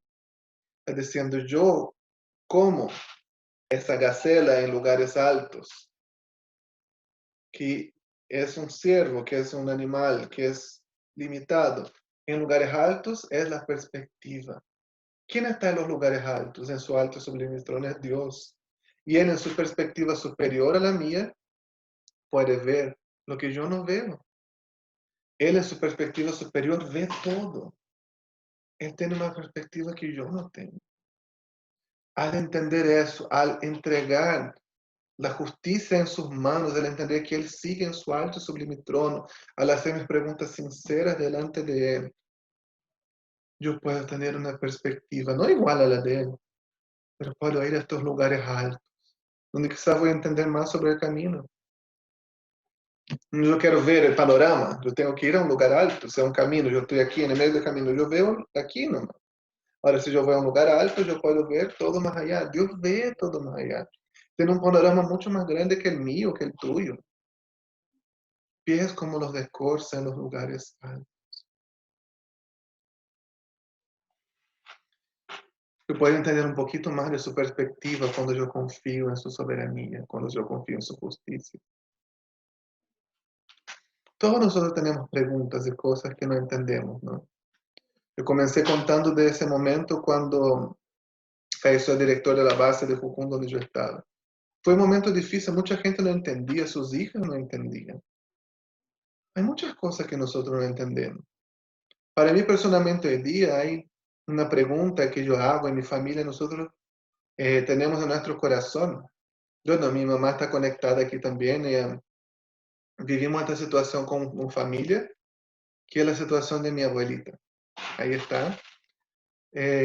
Cuando nosotros veíamos Timoteo, que hablaba, ¿no?, de la fe que habitó primero en tu abuela Loida y en tu madre Eunice. Yo vi en mi situación realmente esta fe, alguien que fue realmente ese pilar en mi vida fue mi abuela. Mi abuela fue una mujer de fe, de mucho estudio, de palabra, que vivió muchas situaciones difíciles en su vida, muchas situaciones Habacuc en su vida. Y si les contara, podría armar una teleserie, una película de drama. Pero siempre mantuvo su fe. Siempre fue una mujer de mucho estudio de la palabra. Yo me recuerdo de niño, ella me leía la Biblia, hablaba de las historias, me enseñó tanto sobre Dios, sobre su carácter. Siempre leía muchos libros, memorizaba la palabra. Abrió y plantó iglesias. Ella vivió con mi mamá, con sus hijos, con mi abuela en una ciudad donde no había ninguna iglesia evangélica. Ella se reunía en su casa todos los domingos, enseñaba la Biblia a sus hijos, plantó iglesias ahí, en las clases de bautismo y enseñaba a las personas. Fue una mujer de mucha fe. Hoy en día mi abuela padece de síndrome de Alzheimer, ¿no? Creo que todos saben, se trata de una enfermedad degenerativa del sistema nervioso central. Va muriendo, perdiéndose las conexiones entre las neuronas. Y la persona, uno de los primeros síntomas es el olvido, comienza a olvidarse de cosas triviales del día a día y ahí se va agravando, comienza a olvidarse cosas más profundas hasta que los últimos recuerdos que le van quedando son recuerdos de su juventud, de su niñez. Y finalmente comienza a olvidar funciones motoras también, como hablar, como caminar. Y una enfermedad degenerativa va empeorando. Y mi abuela está en un estado muy avanzado ya. Y ahora en diciembre del año pasado yo estuve en Brasil. Creo que mi mamá está llorando. Yo estuve en Brasil después de estos años, todos estos años que yo estoy en misiones, los estudios que yo he hecho en Jucún y en otras instituciones, seminarios.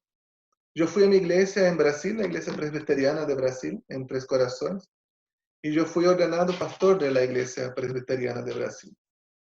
Y yo me recuerdo que en ese día del culto, yo fui y yo dije, ¿no? Algo que yo sé que mi abuela estuviera aquí, estaría tan feliz de que su nieto está trabajando para el Señor, fue ordenado pastor, y ella no está aquí hoy día, pero yo sé que muchas personas que ella discipuló están aquí y ha hecho la diferencia y ha servido a Dios.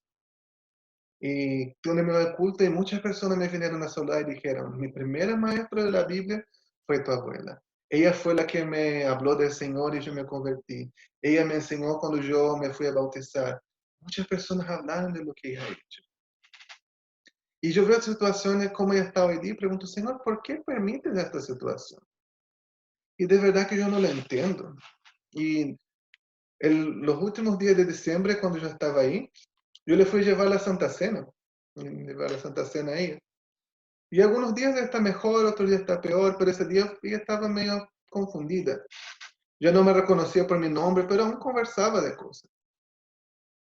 Y yo le fui a llevar a la Santa Cena, le estaba hablando sobre el sacrificio de Jesús, y le pregunté, le hablé de Jesús y ella miraba así un poco confundida, y yo le dije, abuela, ¿quién es Jesús? Y ella no se olvidaba, no se acordaba, se olvidó. Y eso dolió tanto en mi corazón. Una mujer que toda su vida amó tanto la palabra y que se había olvidado. Y yo me recuerdo, bueno, ahí oré con ella y yo le dije, Señor, ¿por qué permites esas cosas? Son situaciones que yo aún no entiendo, pero yo sí sé de algo. Yo sé que Él tiene un propósito. Él cumplió su propósito en la vida de ella y ha bendecido a toda nuestra familia por el amor que ella tuvo a Dios y a la palabra. Y en su enfermedad Él también tiene un propósito. Yo no lo sé, yo no lo entiendo, pero yo sé que Él tiene un propósito. Y yo escojo descansar en su justicia. Algo Él tiene para hacer a través de la enfermedad de mi abuela. Ese día, desde la Santa Cena, que ella no se recordaba de Jesús, yo fui a orar después, yo le dije, Señor, si ella no se va a recordar de ti, llévala entonces. Todo lo que ella siempre quiso en su vida era estar delante de ti. Todo lo que ella siempre anheló era estar delante de ti. El día que tú la lleves, va a estar tan alegre en tu presencia. Pero Dios tiene su propósito que yo no lo entiendo. Algo que yo puse cuando yo hice la tesis de de mi monografía de graduación del estudio de pastor, y yo puse en la dedicatoria, dedico a mi abuela, Valí se llama. Y hoy en día ella está en esta situación, pero un día vamos a tener la mente de Cristo y vamos a estar juntos delante de Jesús, hablando, descubriendo los misterios que ella me enseñó y que conversamos tanto durante esta vida. Yo no entiendo. Yo he preguntado mucho a Dios por qué. Pero Dios tiene un propósito. Y yo escojo confiar en este propósito, porque Él tiene una perspectiva superior a la mía, que yo no entiendo. Hermanos, tengan la perspectiva de la eternidad. Habacuc no entendía, pero todo lo que Dios hizo a través de Daniel, y fue testimonio en la nación de Babilonia y en todas las naciones, todo lo que Dios hizo a través de Ezequiel, todo lo que Dios hizo a través de Esther y Mardoqueo, eso no hubiese sucedido si Dios no hubiese castigado a Judá por medio de los babilonios. No conocemos los planes de Dios, pero tenemos que confiar en su soberanía, tener la perspectiva de la eternidad. Tenemos que tener la perspectiva de Él. Que Él nos haga como esta gacela, esta corza en los lugares altos. Y nos dé la perspectiva eterna. Nosotros ya estamos viviendo el reino de Dios. Aún no en plenitud, pero ya lo estamos viviendo. Me gustaría terminar con eso, mostrar este diagrama. Cuando Dios creó el mundo, en la creación nosotros vivíamos en plenitud con Él. Pero en la caída, toda la creación cayó con el hombre y comenzamos a vivir la mala era presente o la era de este mundo, donde los efectos del pecado, de la muerte, de la destrucción están presentes. Pero cuando Jesús vino aquí en su primera venida, Él inauguró el reino de Dios en esta tierra. Y el reino de Dios ya está. Pero los efectos del pecado y de la muerte aún están. Hasta que el día que Él prometió su segunda venida, cuando Él va a venir a restaurar todas las cosas. Mientras tanto, nosotros vivimos en este periodo. Y yo llamo a este periodo la era de tensión. Porque hay dos reinos. El reino de este mundo y el reino de Dios, que se contraponen. Y muchas veces yo no entiendo lo que sucede aquí. Pero Dios entiende porque Él tiene la perspectiva de la eternidad. Y Él sabe lo que está haciendo. Él está en control. Él sigue sentado sobre su alto y sublime trono. Él está ahí, guardando, cuidando en sus planes y nada pasa por alto a sus ojos. Hermanos, tenemos que tener la perspectiva de la eternidad. El reino ya comenzó, pero lo que está sucediendo puede tener un impacto en la eternidad. Tengamos eso en nuestra mente. Mientras estudiamos Habacuc, hacemos las tareas, meditamos, tenga la perspectiva de la eternidad. Nada sale de la justicia de Dios. Nada está más allá del alcance de sus ojos. Nada está más allá de su mano, de su trono. Confiamos en su justicia y acerquémonos confiadamente a Él. Hagan estas preguntas. Acabo de recordar algo ahora, ¿no? Respecto a mi abuelita. Creo que un año antes, ella ya estaba con síntomas de Alzheimer, pero aún no estaba tan grave. Y un día yo estaba allá en Brasil y fui a pasar la tarde con ella. Y hay una señora ahí que le cuida y la señora tenía que hacer unos trámites, yo quedé la tarde con ella. Y ella se puso ansiosa después del almuerzo porque ella en su mente recordaba de su casa de cuando era joven. Y decía, esta no es mi casa, quiero ir a mi casa.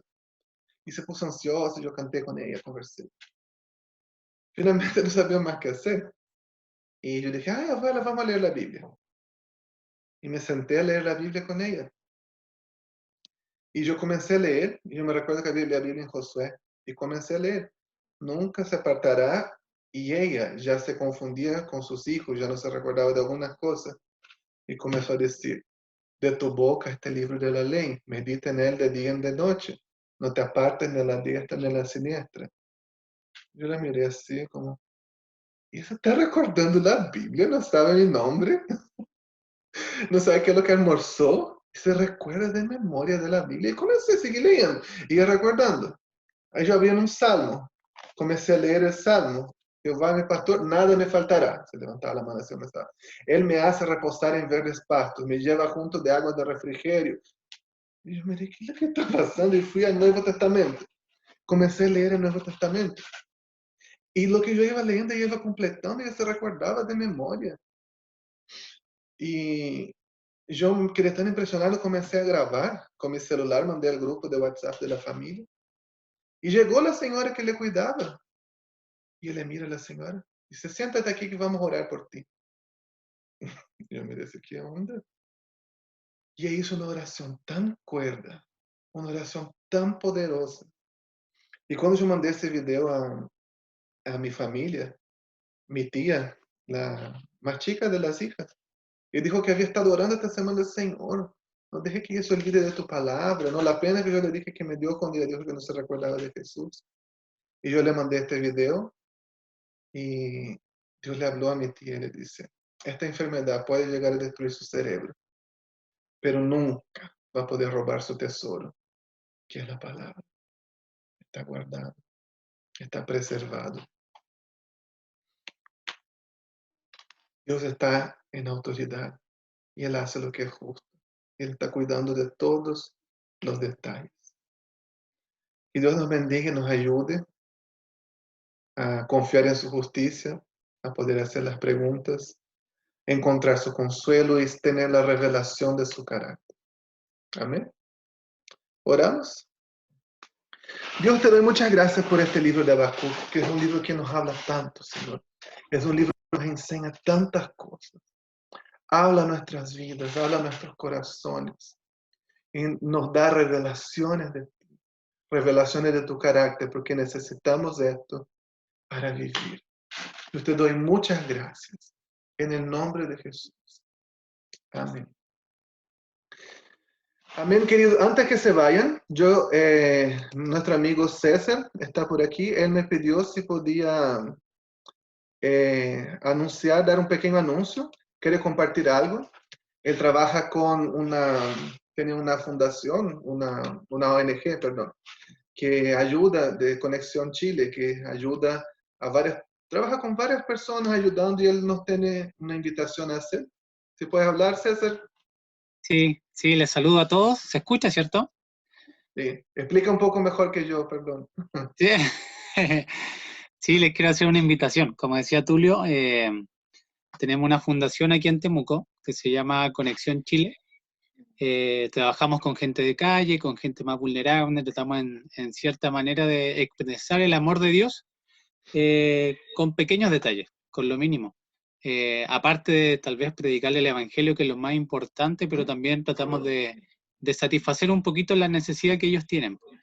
Y en medio de esta pandemia hay mucha gente necesitada aquí en la 9ª región, en Temuco. Y dentro de eso también hay mucha gente viviendo en campamentos. Entonces nos llegó una solicitud de ayuda la semana pasada referente a eso, si podíamos aportar alimentos, etc. Entonces yo aquí les voy a dejar el link. Les pido que se puedan meter ahí el link por Facebook. Hay una cuenta, si ustedes quieren donar, genial. Si no tienen para donar, la mejor manera de ayudar es poder difundir esto. Yo sé que aquí hay gente de varios países y varias naciones. También lo puede difundir, ¿ya? Y si quiere ayudar monetariamente, también lo puede hacer. Así que principalmente aquello. Los bendigo a todos y les pido aquello, que se den el tiempo de poder compartir, de darle like, un comentario, para que esto, bueno, las redes sociales funcionan así, pues el algoritmo, mientras más se comparte, mientras más se comenta, mientras más uno le da like, más se difunde la noticia o lo que uno está compartiendo. Así que les pido aquello, porfa. Eso más que nada. Que Dios les bendiga mucho.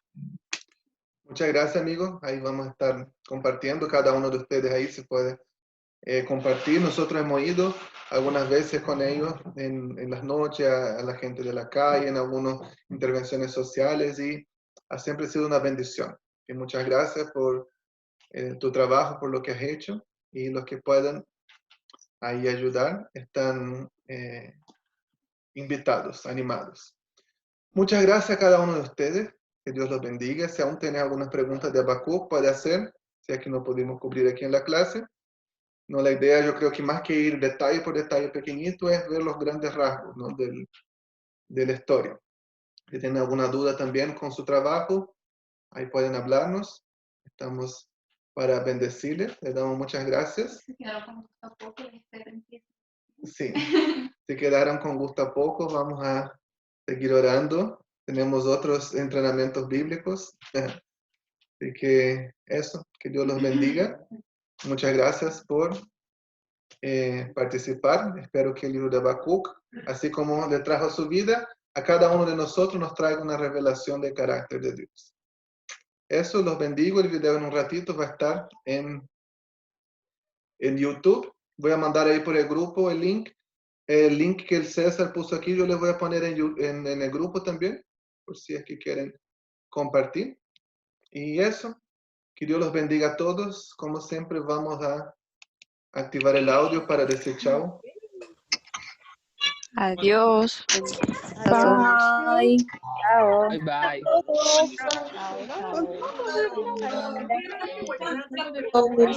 Gracias. Pero Dani. para eso no hay que tener. Pero ¿Te pasaste la burra? Mateo. Mira, Mateo se me Mateo. Sí, no, se supone que